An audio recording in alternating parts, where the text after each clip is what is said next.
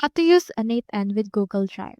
To do that, first head over and click onto this create workflow.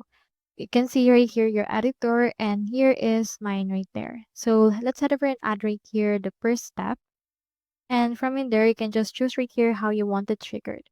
So for example, let's head over and add right here this. Now let's click on this plus icon and under the next node, you just need to add Google Drive. Click on the search bar and search right here for Google Drive. And you should be able to find that right here. Click on Google Drive and choose right here the actual action that you want added right here. For example, I want that untriggered, this will delete files. So you can choose right here how you want it deleted as well.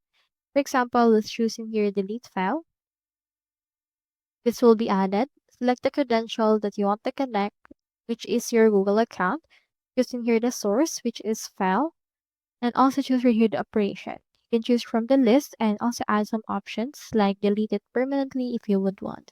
You can also head over right here to your settings so you can execute it once or a try and if error as well as other notes.